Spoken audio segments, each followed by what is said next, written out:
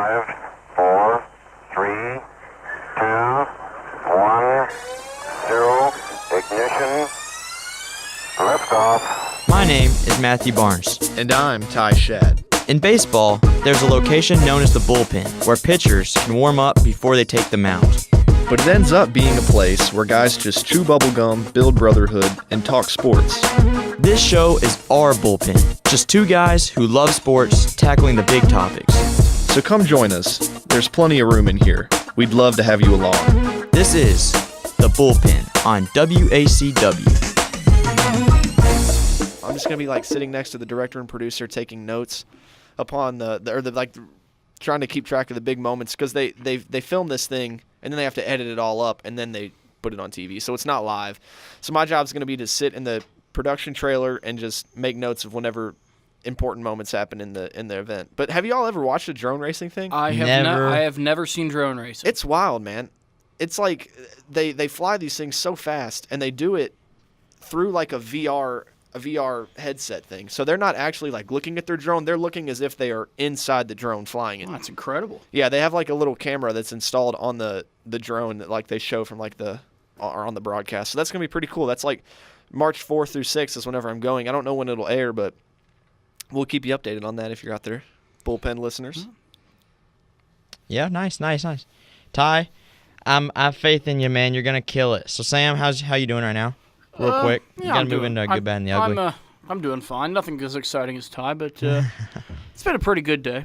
Nice. Had some chicken tendies in the cab, so I'm happy. Sam loves his tendies. I do. All right, so wait a second. I want to mention something about those.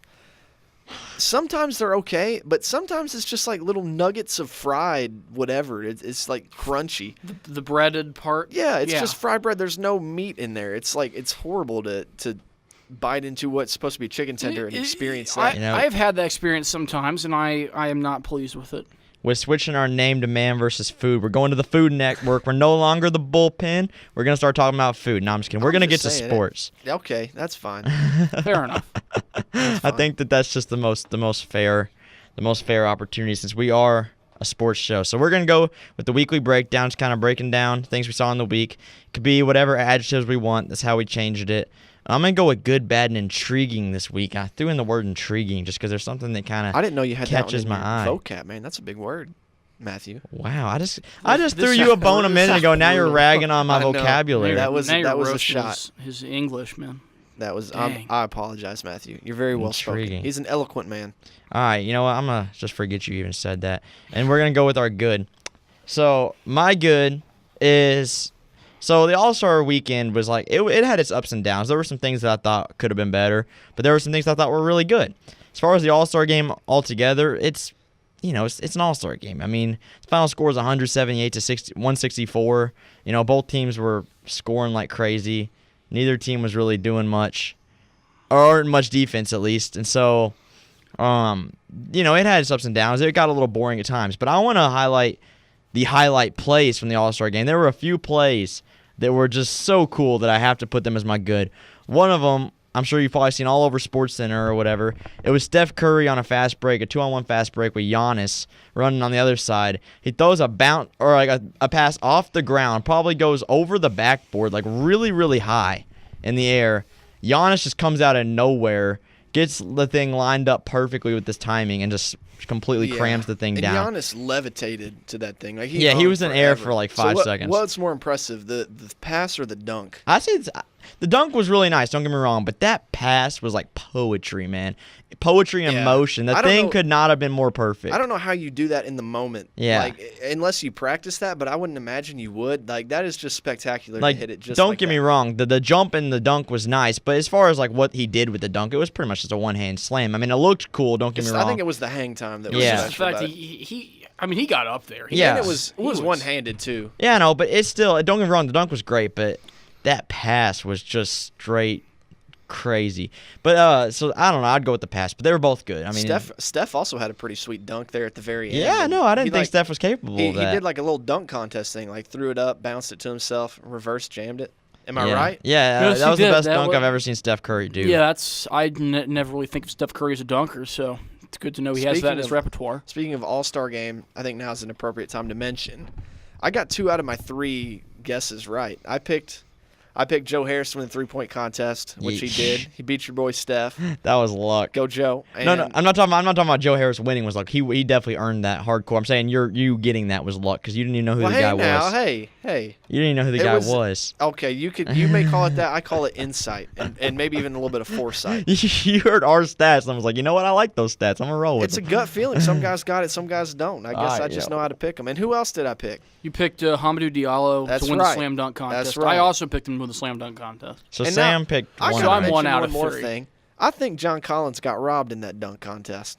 What? What? No. Not no. even close, man. Maybe it's my little bit of He a tried Hawks jumping fan. over a plane and he knocked down the parts of the plane. He didn't it even. was couldn't still- clear the paper model of the Wright brothers. Showmanship is an important part of the dunk Plane. contest. But if you're going, But to you got to make the dunk. If you're he did make the he dunk. made the dunk, but Okay, if you're yeah. going to jump over something, you have to clear it. Yeah. I mean, it was cool when Blake Griffin jumped over the Kia Sorrento Yeah. that he was doing ads for.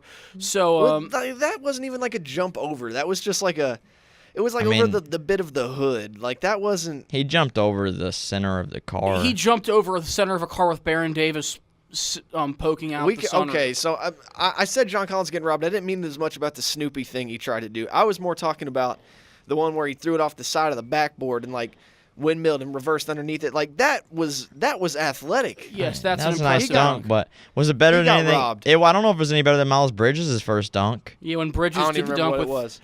well, Bridges did that with Kemba. Yeah, that dunk was He had nasty. Kemba throw it off the side of the backboard, and he did the reverse off the side of the backboard and did the reverse. I think jam. Hami deserved the win. But Hamidou Diallo deserved to win, if for nothing else, the fact that he jumped over Shaquille O'Neal. a 7'1", almost 300-pound man. Yeah, and not only that, but he stuck his elbow or his entire forearm in was- the goal. yeah, he hung- and he hung on it. Who was the guy? Was it Dennis Smith Jr. was the one who he was going against in the finals? Yeah, Yes, it was and him. Smith Dennis Jr. Smith. missed like 4 dunks in a Yeah, row. he couldn't hit one on the first try. Like if he would have won, it would have been an outrage. 'cause, Yeah.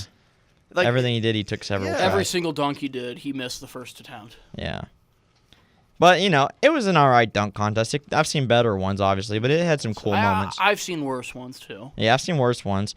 The one with Glenn Robinson winning a couple years ago was absolutely atrocious. I think This there beats was that. one. There was one probably 6 years ago where Jeremy Evans won. That was just a disgrace. Yeah. It was disgraceful. All right. Ty, what's your good? the Cats, baby. Yeah, I figured Pick that. up a big win over Tennessee last weekend, and then we beat Missouri last night. Granted, it wasn't in very convincing fashion. Played a really good first half, kind of tapered out there in the second, but they played good ball. The game against Tennessee was phenomenal, best they played all season, and just outmuscled them. There's another. I don't want to give away my bad too soon, but my bad is very closely related to my good, so I'll just leave it at that. But as of right now, Cats have been playing good ball. Nice. Sam? Well, my good for the week was going to be just the fact that it was a good all-around weekend for Kentucky athletics, besides what you mentioned, the slam dunk contest, and with Kentucky Tennessee. The Kentucky baseball team sweeped UTEP in 4 games. The softball team sweeped Eastern Kentucky. The Bat Cats. Yep, the Batcats both got sweeps this weekend. The golf team defeated the number 7 team in the country, the University of Georgia, and Kentucky was unranked in golf, and they beat a top 10 team. So this has been a great weekend for Kentucky basketball or Kentucky athletics. Did Jelly get drafted? The pitcher for Kentucky. I believe he did. Let me look him up. Man, he was fun to watch. He was fun. I think he was a later draft. I think he did get picked. We'll come back to that. Matthew, go on to your next thing. All right, so my bad. Which, I mean, this isn't really that big of a deal in the grand scheme of things. It was more just kind of like a bummer. Probably my favorite golfer right now. A lot of people's favorite golfer, so just call me bandwagon if you want, but I love the guy. Justin Thomas. He's a Louisville boy. It's part of the reason why I like him so much is he's kind of a homer. And, just a really cool guy. Young, really, really, one of the best players in the world. He had a 4-stroke lead going into the final round of the Genesis Open this past weekend, and he's normally a really great front runner throughout his career. He normally, shows up when he needs to, but it just wasn't his day on Sunday. He shot a 75. He had a 4-stroke lead going into the day. And J.B. Holmes, who's also from Kentucky, ended up winning the tournament. And I like J.B. Holmes, but I mean, he only shot 1 under, so it wasn't really like he took the tournament from Thomas. It was more like Thomas just kind of gave it away through his bad performance. And afterwards, Thomas congratulated JB, was really classy about it, but he said this is definitely going to be one of those tournaments that at the end of my career, I'm going to scratch my head on and just kind of remember that I just kind of threw that one away because, he had it in the bag and he just kind of choked it, honestly. So it was just kind of a bummer to see because I'm always rooting for him to win tournaments, and this one, he just kind of messed up when he needed to play well. My dad's a big golf fan, so I'm kind of familiar with a lot of these names, even though I don't watch it too much myself. But J.B. Holmes, he was the guy who was signed with Cobra back in the day. He was like the big Cobra He's guy. a big hitter. He drives the ball like a mile. I know he's a wide-looking individual. He's got some broad shoulders. He has isn't a knock on him like how slow he plays or something like that? I think you're probably thinking of Kevin Na. I don't think JB plays slow. I've heard something around Ty where my dad still gets Golf Digest, and they talked about players playing too slow, and they mentioned J.B. Holmes was one of the guys that he kind of sometimes frustrates his partners by playing slower. Other guys in that were like Kevin Na, Shane Lowry. Kevin Na plays snail slow. It could really be any of them, I guess. It just might depend on the day. But J.B. Holmes, he's been doing it for a while. Yeah, he's a good player. Yeah, I mean, I'm not gonna say he doesn't deserve it. I mean, he shot under par, and you know how Sundays are at tough courses. They always play the pin placements as tough as they get. So I mean, the course played tough on Sundays. So shooting under par, you still obviously you beat the course. So he definitely deserved the win. It's just I feel like he could have taken it from Thomas a little bit more than really more just Thomas giving it away, which is more what it felt like. Well, the consolation here is that Justin Thomas is from Louisville, but J.B. Holmes from Owensboro. So. Yeah, he's a country boy too. Oh yeah, he is absolutely. Yeah. So I mean, it's not the end of the world. I like J.B. Holmes, and Justin has so many wins under his belt that it's not like it's going to hurt his Hall of Fame chances or anything. I mean, he's still going to be on the President's Cup team this year. Still one of the best players in the world, but it's just one less trophy to put in his case at the end of his career that he could have had. So it's a bummer. Money too, but yeah. Anyway. I don't think he's going to be hurt too much. Yeah. My bad is the Reed Travis injury that happened last night. He kind of came down after trying to go for a rebound, and somebody on the Cats, I forget who it was, rolled back into his knee and tweaked it pretty good. It looks like it's like some kind of sprain, and he's probably going to be out about 2 weeks. So, if you watch the second half of that game, you saw how much Kentucky struggled without Travis in there because he's unique to the team in that he's just a physical specimen. Whenever he's out of the game, we don't have that kind of brute in the middle who gets defensive boards and is able to body guys up. You have Nick Richards who, he's a shot blocker and he has a little offensive game, but he's definitely not super physical. And then E.J. Montgomery, who's just energy and he can be an offensive weapon, but he's not as the big strong bully that Reed Travis is in the paint. So without him, Missouri was able to get a lot of offensive rebounds and second chances. That's kind of how they crept back into that game and made it look respectable. So without Reed, these next few weeks, and when Kentucky does have some big games, they have Auburn coming up at home, which is Auburn's also a physical team, and then they go to Knoxville to play Tennessee. The first week of March. So it looks like Travis may be out for that. Best hope is probably he can just come back fresh for the SEC tournament because I know the Cats are definitely going to need him then. Yeah, it's definitely a tough injury. It's not good. But I'm going to say this. This doesn't have anything to do with the injury. There is a silver lining. Yeah, I'm not even really talking about the silver lining. I'm just saying I think it's a little hypocritical that last week you guys said, what's the over-under on Matthew talking about Louisville? I don't think you've had a week in like a month that's true. that you didn't mention Kentucky or the Bengals. You have two right. Kentuckys, one Bengals this week. Okay, but now you're adding a second variable into the mix, saying Kentucky or Bengals. I still think Matthew has a point. At least I usually try and find a way to incorporate Kentucky because really, I tease you about it, Matthew, but really it's just you got to go with what you know. I know Kentucky sports better than a lot of other things. Louisville sports. That's the beauty of our show. We get to talk about everybody's thing. Yeah, I'm actually leaving Louisville off this week. I felt like they needed a break, and plus they're playing so pathetic right now that I'm trying to keep myself positive, and so I didn't want to put an ugly in this week just because.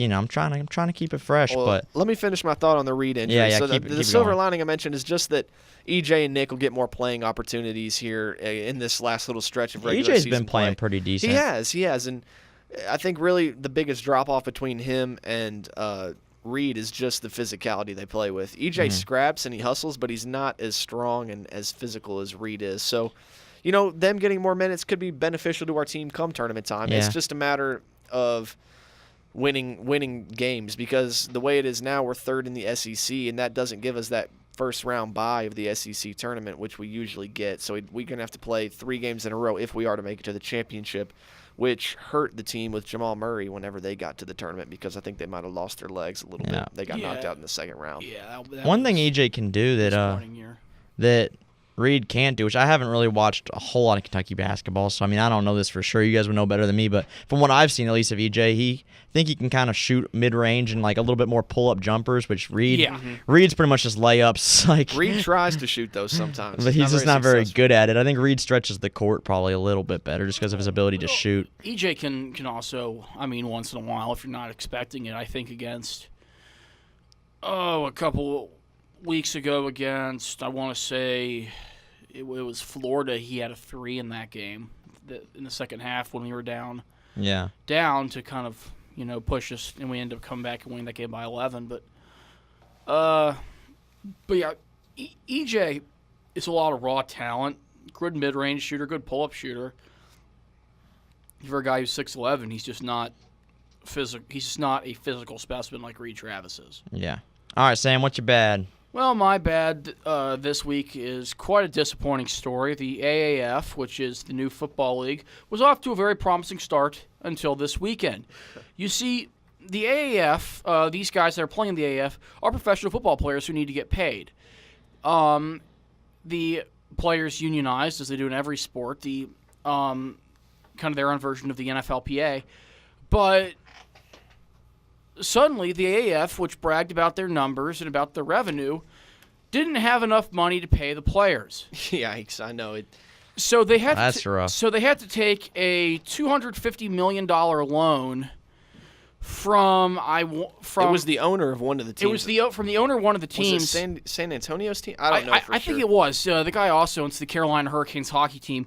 I think so. I think he owns San Diego, I want to say. That would make sense. Or San Antonio. Do they have it? I'll look it up. You keep Yeah. His name's Tom Camaros, but he loaned the commissioner $250 million because they didn't have enough money to pay the players.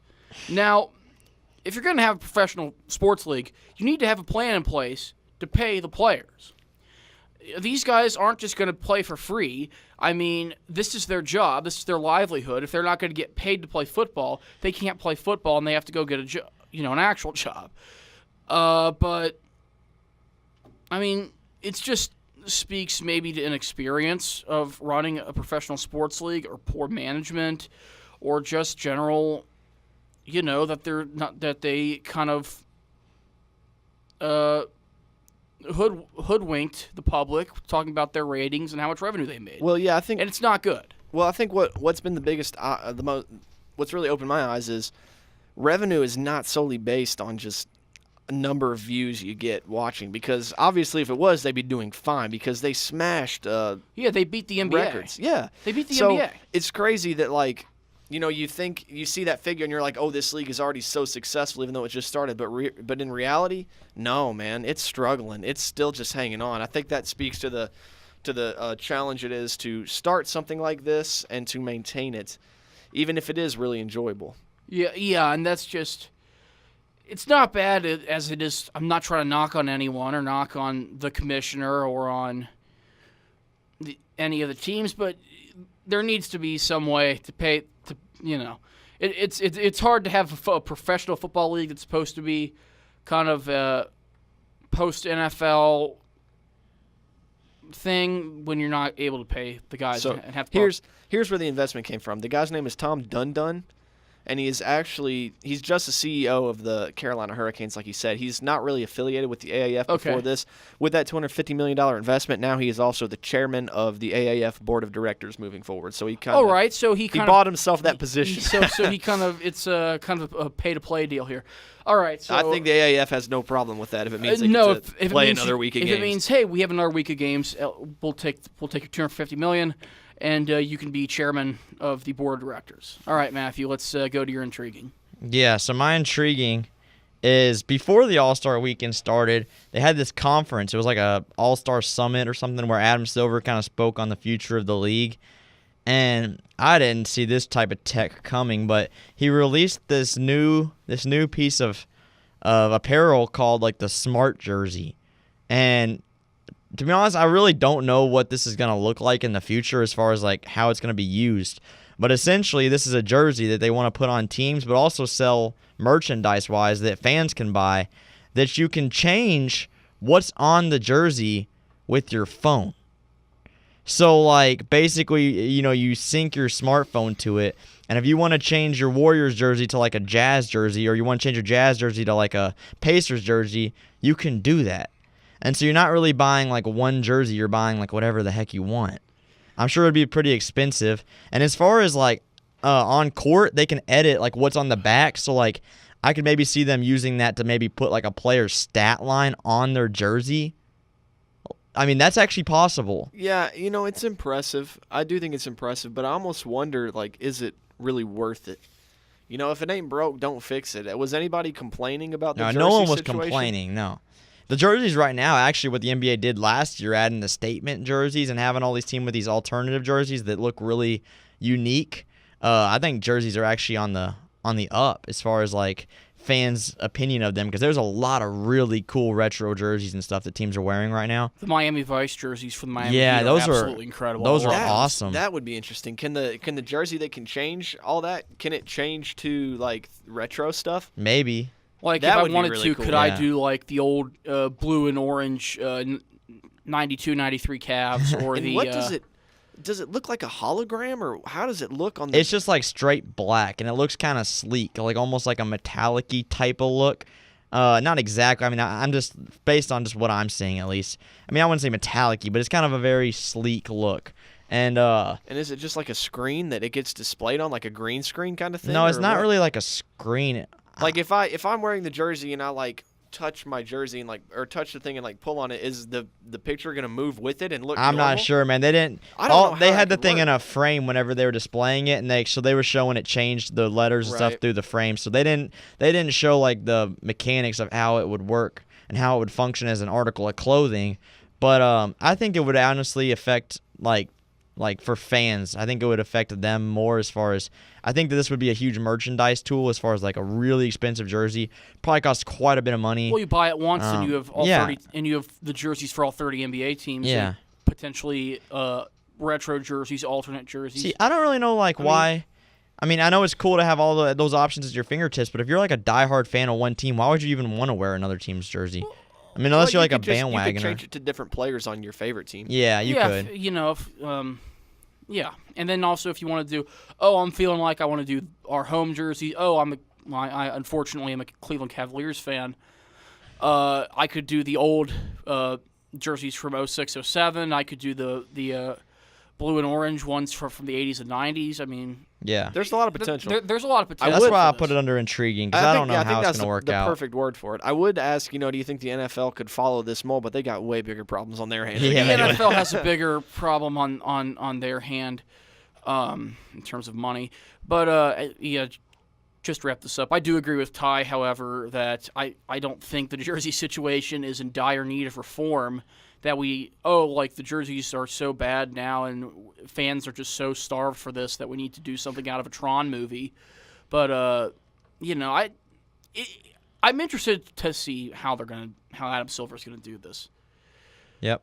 So that's our weekly breakdown. So it's always fun to do that, and it always lasts probably a lot longer than we always plan for it to last. But that's okay. We always figure it out.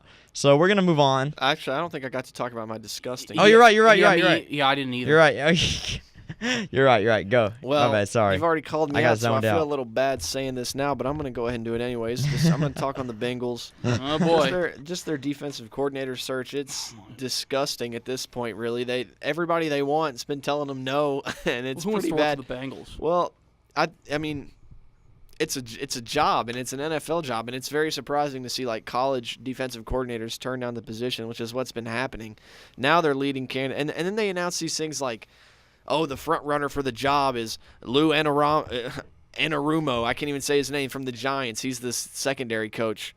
And it's like he's the front runner. He's the only one there. Like, he's the front runner by default because it's the only one they have a chance to talk to. They're supposed to interview him tomorrow, and hopefully he gets the job just so they can get somebody in place before the combine and the draft. They've already lost a lot of time not having a defensive coordinator. So, I mean, Zach Taylor's been saying, we're waiting to find the right guy, but how's this guy the right guy if it's the sixth guy we've tried to get? I mean, he's the right guy now because we can't get the right guy we thought before, and it's just kind of an ever-going cycle. So hopefully, fingers crossed, Lou Anarumo becomes the DC. I don't have much hope because you saw what he did with Eli Apple in New York. Eli Apple was terrible, and he was his coach then. Granted, they did have some solid years with Janoris Jenkins and those guys. But Landon Collins wasn't a bad. Landon Collins sure wants out of New York. Oh yeah, he tweeted today that he didn't clean out his locker because quote unquote he tweeted, "I don't need nothing that's already in there." Yeah, so I mean, I don't know. It's kind of like, well, somebody's better than nobody at this point, so just bring them on, I guess. It's like you're falling into desperation mode a little bit. I'm surprised they haven't called Marvin Lewis. Well, and then Marvin goes on ESPN and bashes everyone like he knows what he's talking about. Yeah, Marvin. What a joke he is. Well, my mine is also intriguing. There's been some rumblings that finally Roger Goodell, who's an incompetent buffoon, is going to be on his way out of the NFL commissioner's job. What? Something he should have happened a long time ago. According to certain NFL sources, the leading candidate to replace him as commissioner of the NFL is NBA Commissioner Adam Silver. Okay, I did hear about that. I don't know about that. I don't know about this. Adam Silver being in charge of the NFL after being in charge of the NBA. I mean, I like Adam Silver. How long has Silver been at the NBA? Probably about 4 or 5 years. Why? What do you replace David 4 or 5 Stern? years. But Silver, I mean, he's gotten a lot of respect from owners and from other people who say he's a good commissioner, and he knows basketball.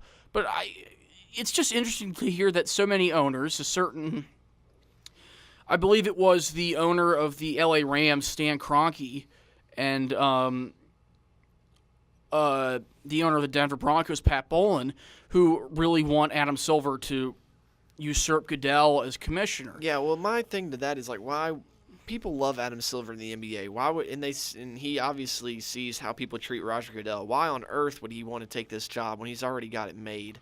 Well, the NBA is good for him. The fans actually like him. It's not like the NFL where Roger Goodell gets booed and has stuff thrown at him at the NBA. Silver doesn't get booed when he walks up to announce the No, he draft actually pick, gets and Goodell cheered. gets harassed. I mean, it's like I heard those rumors too. I would be very surprised if anything I don't else think comes Adam out. That just seems Silver like a will rumor. take this job, but it's intriguing to hear that the NFL owners are finally starting to agree that it's time to move on from Roger Goodell and that they could find some candidates. They've looked at Adam Silver. Another guy they looked at was NHL Commissioner Gary Bettman. I mean, I just think. I mean, it's so ingrained where people in the NFL just like hate Goodell. I feel like this is going to roll over to the next guy, so I don't even think it really matters who they bring in. I think the hatred. yeah, probably not. Which I don't think Silver would leave the ivory tower of the NBA to come to the NFL. So that's just my intriguing that, maybe Roger Goodell is starting where he's seeing the twilight of his disastrous misadventure as commissioner. Yeah, I would love to see that come to an end. Hey, we got a quick update. I really felt like checking in on this. Right now, you watching UNC over there? I'm not too? watching it. I got it on right here, brother. Oh, well, nice. Well, I just checked it. Zion Williamson injured himself 30 seconds into this ball game. No Shoot, way. I didn't know that. He basically took a bad step and his shoe pretty much exploded and he took a hard fall. Oh, jeez. Essentially did the splits. He's probably going to be out for the game, and right now UNC's taking advantage of it and are up 28-17 with 6 minutes left in the first half. I can't fathom what's going on right now. That's big. Yeah. That's This big. injury. Yeah, I just saw it on Twitter. Yeah, I saw the play too. Is it like really disgusting or just like? I mean, it's not too His bad. shoe Here, you can literally see it for yourself. Like, ripped. Yeah, it's like his shoe just completely just completely exploded. It's a tough situation. So we wish the best for Zion. He'll be fine. That's not not the super ugly. worst injury I've seen, but then again, that doesn't look like it feels good because he immediately goes and grabs for the calf. Yeah. He's reaching up there, but his shoe, Nike. Everybody on Twitter saying Nike. His shoe just ripped in half. Like the Yeah. rubber part of the Yeah, I sole did is notice that. just separated from the rest of the shoe. That is a very rare occurrence, I feel like. Yeah, it's like a that's on Nike, really. I mean, So just is the this like apparel being unreliable. So is it like a technical malfunction, the shoe that caused I this? Or get- just, Yeah, it He looks just- like it. And I mean, I Ooh, don't think boy. Nike can try and blame that on wet floor. It's not like he just slid. I mean, the shoe Yeah. ripped and is what caused it. I mean, of course, well, I it don't think happens it's even to on Nike. it happens bad to look. social media's golden goose Zion. So Nike's going to be ripped to shreds for this one. Well, you mean Oh. not social media. You mean Dick Vitale's He's Simba. everybody's. He's everybody's. Oh, Who he's can blame pretty much him? Dick pretty much Vitale's- all of ESPN in general. Dick man. Vitale's personal. It's like when the monkey holds up the line at the beginning of the Lion King. That's Dick Vitale and Zion Williams. You know, I try not to blame the kid for that. I mean, Zion's not like forcing them to talk about him; they just do. I blame the media a lot more. As far as what I've heard from Zion in interviews and stuff, he seems like a nice guy, and But- we wish him the best. But then again, how can you not talk about him with how good he is? oh, I he's mean, amazing. How can you just not talk about him? Yeah. So that's our now officially first time was a false alarm, but now we're officially through our weekly breakdown. So now we're gonna Okay, get into this some is- That's topics. the best part. And we had our it's news the best break part now. of the show. You know, Yeah. All right, now let's get into the meat and potatoes of the show. So All right, I'm we like smiling. our first topic to normally be like the biggest thing to talk about, and we're in I'm basketball smiling. season, so you'd think we'd be talking about basketball, but you know what? We're not. We're about to talk a little bit of football. We're not talking AAF. We're Football. talking the Pittsburgh Steelers, the team you Oh. guys hate. But this might be the one week you guys like talking about the Steelers. Oh, boy. Because it's bad news for the Steelers. The Steelers are not going to put a franchise tag on Le'Veon Bell. He wants out. He's officially a free agent. He's on the hunt for a new team, and so is Antonio Brown. And Big Ben doesn't have too many years left either, as far as just how many playing years he has left, probably in the 3 or 4 max. So I mean, the Steelers are looking like a hot mess right now. Yeah. Mike Tomlin's, a lot of fans want him out, which I mean, you can argue. Don't see how any of this is his fault. but, No, it's not. You know. You can argue his resume all you want, but I mean, they've been a pretty much consistent playoff team for years straight, so I don't really know how you could want him out necessarily. But there's just a Well, lot of drama you know, with the Steelers organization right now. About fans not liking Tomlin, Sam said this on the show a while back. Familiarity breeds contempt, and they're getting really familiar with getting to the playoffs and losing, not getting past the Patriots. They can never make it to that big stage, and it's just turned into a lot of contempt towards Tomlin. So fans want him out because they don't feel like he can deliver.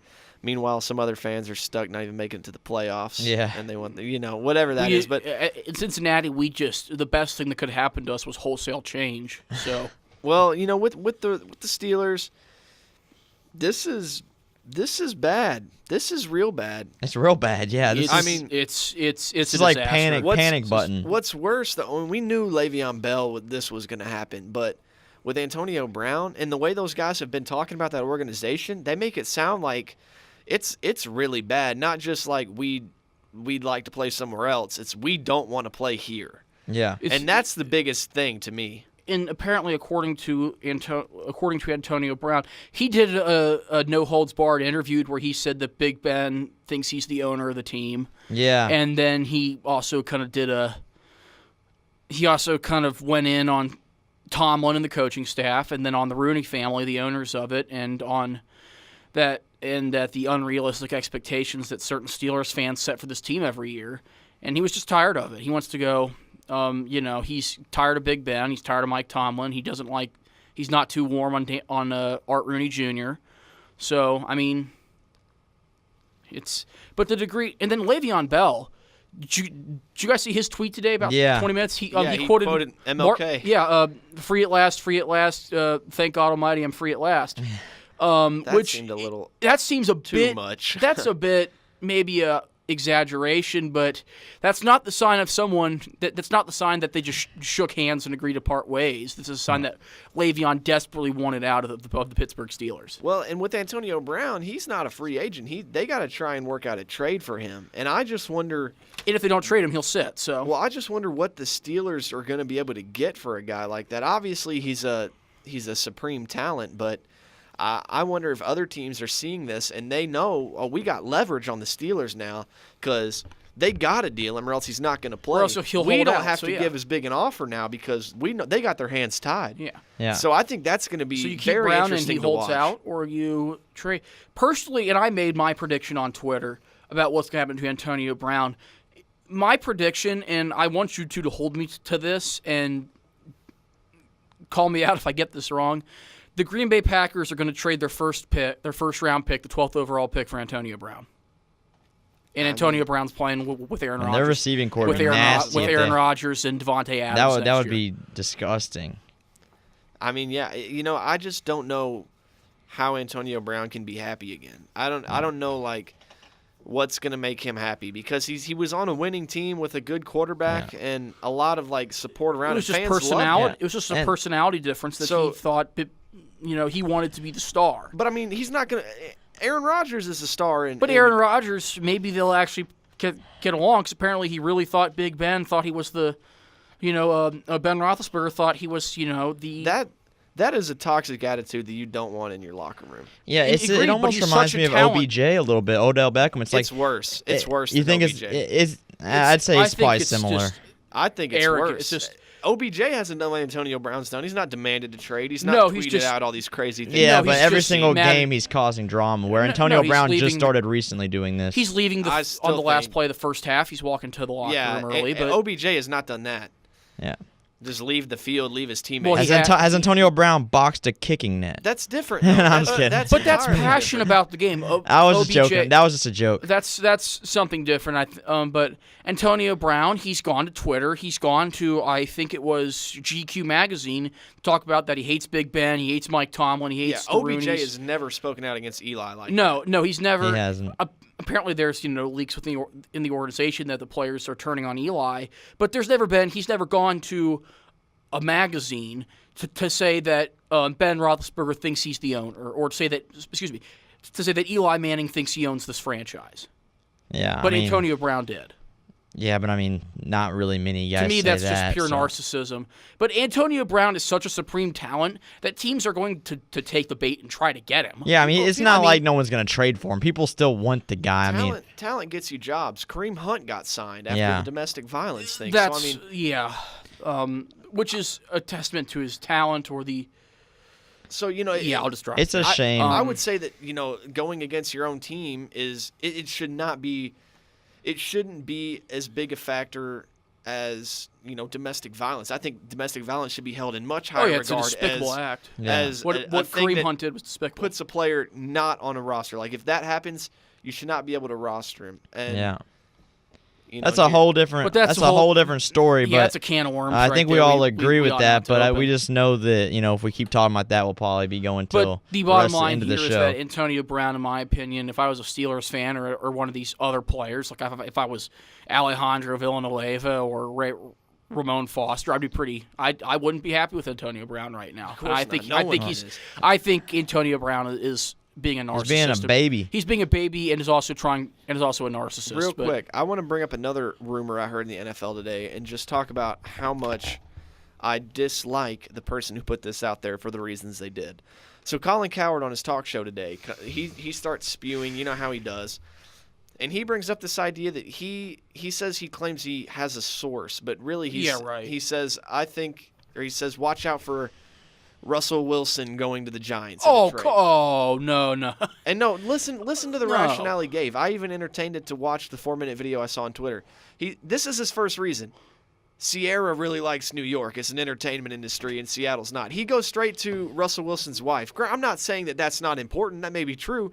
But is that really the fact you're going to lead off with if you're trying to say why a player is going to be traded? Because his wife might like the city. Well, hey, Pete Carroll, it's been great. Families are important. 5 years, but my wife wants to take this modeling job in New York, so I want you to trade me to the Giants. I mean, come on. Wives, that may be a viable reason for that to happen, but for that to be the reason you claim you have inside knowledge, I don't think that's quite right, especially whenever Russell Wilson's not a free agent, and it's not like he can just choose to relocate. It's like he would have to be traded. And also, I feel like it takes a certain type of personality. You see a certain guy, and you're like, I think he has a personality to just demand a trade.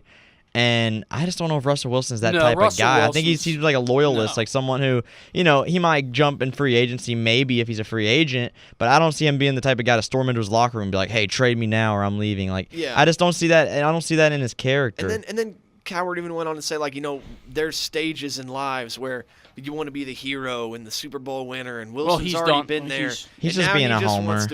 Now he just wants to be a family man and go where his family wants. It's just like the Lakers reporters. They act like they're going to get everybody. It's the same thing. It's like Lakers will be like, you know what, so-and-so likes L.A. because it's a cool city. He's coming. Everyone likes L.A. Yeah. It's a fun place to go. I've been to L.A. That doesn't mean you're going to go there.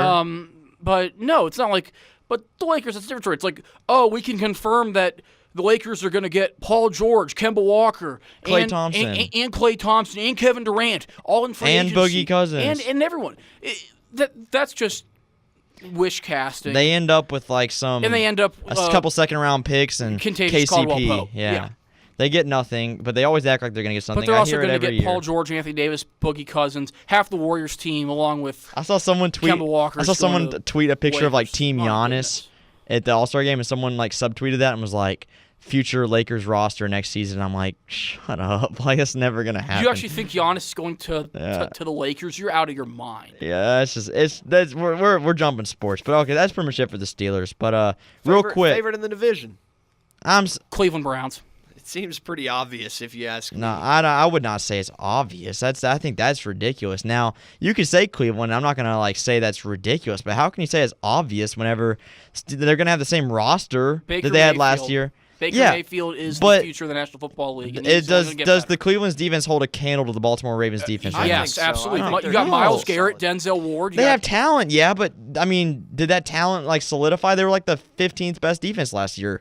Yeah, if they get better, their offense was substantially better than the Ravens.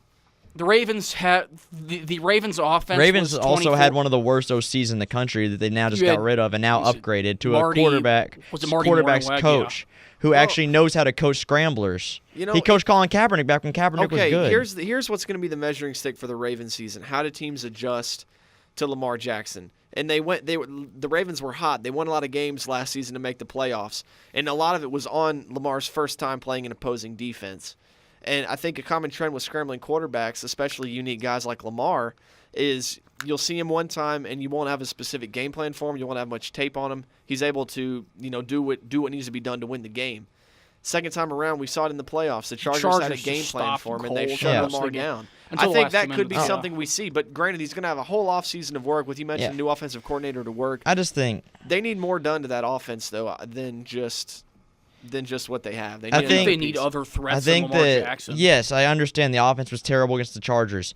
People have bad games. I think that people looked at that one game of Lamar and they're like, you know what? Those other 8 games where he went 7-1, those didn't happen. We're not going to act like those were even relevant. That issue. We're just going to talk about the one that he did bad. I think be patient with the kid. I mean, obviously there's a little bias here. I like Lamar Jackson, but I'm just saying everyone's acting like all of a sudden he just sucks. It's like, no, he doesn't. No, I'm not saying he sucks. I'm saying that he's still a good player. He played right with Baker in that Browns-Ravens game. I'm saying overall, if we actually compare the entire season stats, the Ravens were the 24th best offense in the NFL out of 32. Yeah, but that also includes the Flacco team that was absolutely couldn't move the ball down the field with anything. You notice what happened when Lamar became quarterback? Gus Edwards, dude no one had ever heard of, broke out. Lamar helps the running game. The running game was averaging 7-8 yards a carry. Help is the running game, really. The thing is, the Ravens don't have very good receivers. To get better at passing. The thing also is the Ravens don't have a very good receiver core. Their best receiver is Crabtree.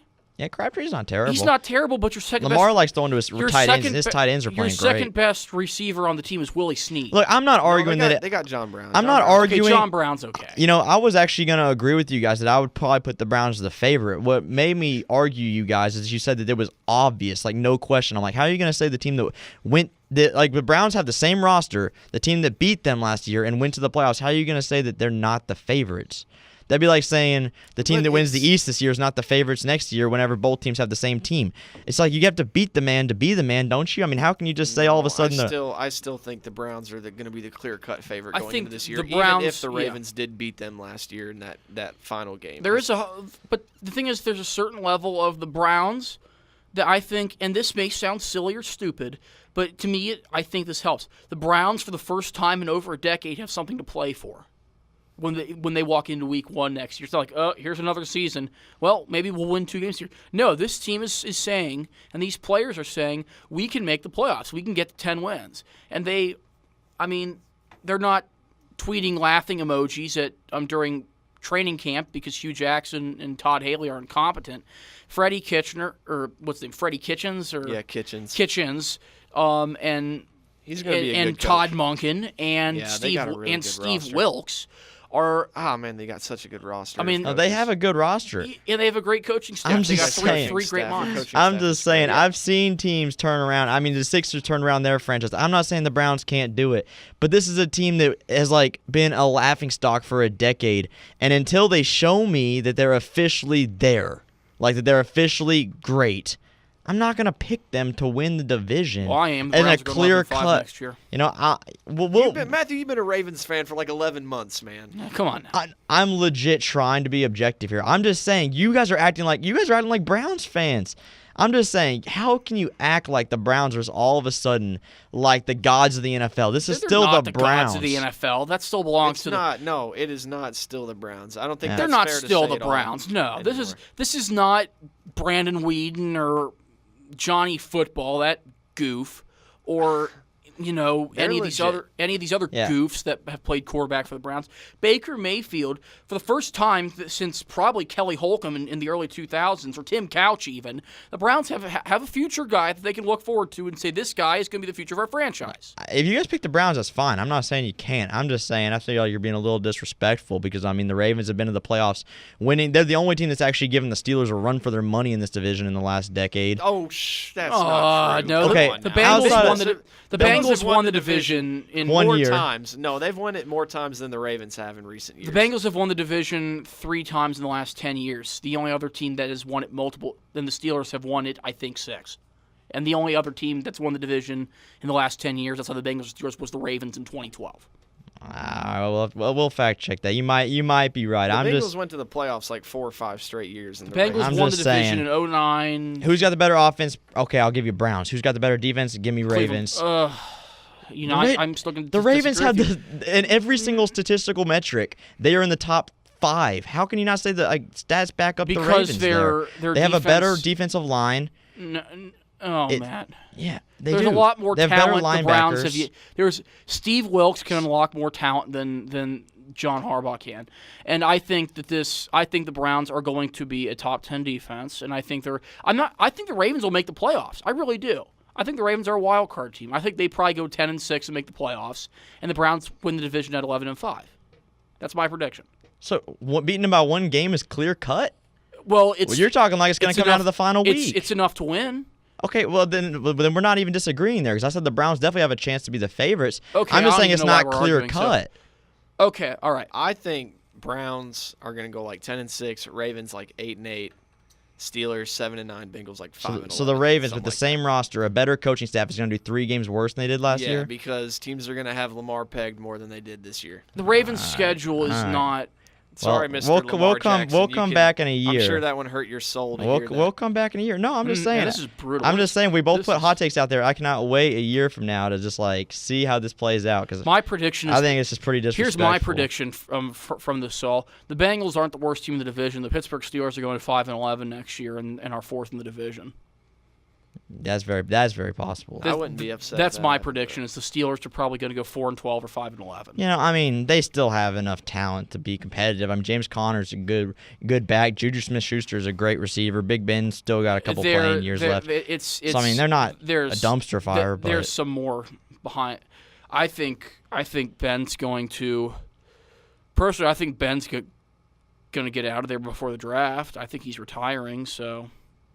Because right now he's playing without he doesn't have a contract right now. He can walk out and say, "I don't want to do this anymore." I see him still continuing to play at least this season, maybe 1 or 2 more, but I don't think he's gonna have a lot more years.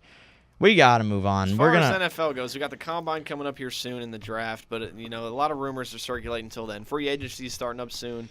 There's a lot of news out there, but right now, anybody. We've talked football the entire show. Best guess. Oh yeah, no, it's Other than the breakdown, we're gonna get to motor. college basketball real quick. We're gonna break down 3 teams. It's probably for the best. We have not that much time because these are 3 teams that I really don't know a whole lot about. 3 very enigmatic teams Yeah. to a lot of viewers. So the 3 we're gonna talk about this week is Nevada, North Carolina, and Houston. They're the 7, 8, and 9 right now.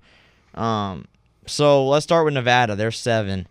They don't get a lot of TV time just because they're in a conference where there's no one really that gives them a game. And their time zones are West Coast. It's We the don't West see 'em Coast too time much. zone out in Yeah. Nevada. So And also, like, I mean, they have one loss. They got absolutely obliterated by New Mexico, who, I mean, isn't very good. But, I mean, it honestly looked kind of like just a outlier type game where, Nevada just didn't look like the same team. I don't see that making them bad. I just think that they just played unlike themselves in that one. But they only have one win against a current top 25 opponent. That was at home versus number 20 Arizona State. So, I mean, most of the time they're beating, like, the BYUs, the Tulanes of the world. It's kind of hard to judge a team like that because, one, we don't really get to see them play. Two, they don't really have any quality wins. I mean, I guess other than that one, but it's not like Arizona State's like amazing. Who beat them? Do we know that? I just said New Mexico. That one sorry, loss I missed was that. 26 a 26-point loss at New Mexico. They got smacked. Lost 85-59. Yeah. At the pit in New Mexico. And what Nevada has is a lot of experienced guys. yeah, and they made tournament run last year. I think they made it to the Elite Eight. What if I'm were not they, like mistaken. a 5 seed last year? They were I think they were like a 6 or 7. no, they beat Cincinnati. Was a 2 seed in the second round. And is that whenever Cincinnati had that big meltdown? Yeah, yeah. Cincinnati was up 20+ points at halftime, and Nevada came back to win. So Nevada would have been they would have been like a 6 or 7, right? Yeah, Because yeah, that's it was what in the comes second out of the- round. Yeah, I think they were a 7 seed, and Cincinnati was a 2 seed. Yeah, that was crazy. Yeah, I think they have basically the same lineup. I don't think they really lost much. So, I mean, I'm gonna peg them as, a solid team for sure. They're gonna be one of those teams that you see them on a bracket and you're like, I don't really know where to put this team. I don't know how to judge them just because I haven't really seen enough of them. I will say they have these two brothers, Caleb and Cody Martin. Both of these kids are really They're good. twins. Yeah, they're twins. They're They're both very very good. If I'm not mistaken, I think Caleb's the higher scoring of the two. They're both Yeah, very Caleb good. Martin's the higher scoring of the two. But Cody's solid too. Cody's a better defender than Caleb. What I remember about Nevada from last year is they shoot the ball well. They play really solid. They don't turn it over much. And they play consistently. So, they're definitely dangerous. I just don't know enough about them to really call them a tournament Well, team. Their, Or, I mean, a what's tournament their favorite. seed looking like right now? Probably Right now they're looking like a 3 seed probably, or Yeah, I think that's maybe a low 2. But it just depends on they have to win out and win their conference and maybe be a low 2 Yeah. potentially. This is what they did last year. They beat Texas. They were a 7 seed. They beat Yeah, I Texas looked in the that up. first round in overtime, 87-83. I do remember that game. It was a fun game. Then they beat Cincinnati, who melted down Cincinnati 75-73. curse every time in the postseason. So they made it to the Sweet 16. Then they lost to Loyola of Who Chicago. didn't lose to Loyola, man, a buzzsaw. Yeah. Okay, so They lost them by 1 point. I think that this is a team that can make a little run in the tournament. I guess it just depends on where they get placed and how they come together. But I think they definitely have a lot of talent. I think it just depends on their matchups. Yeah, I think if they go up against a really athletic team, like I don't know, like a Kentucky or which they won't because they're both gonna be 2 seeds. But I'm talking about a team like that, a team that really likes to run.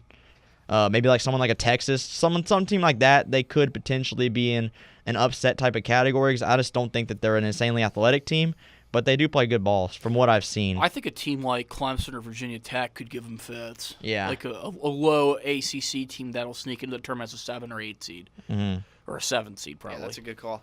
Yeah, so we're going to move on to UNC, the team that's beating Duke right They're now. up 42-32 at half. Yeah. No Zion.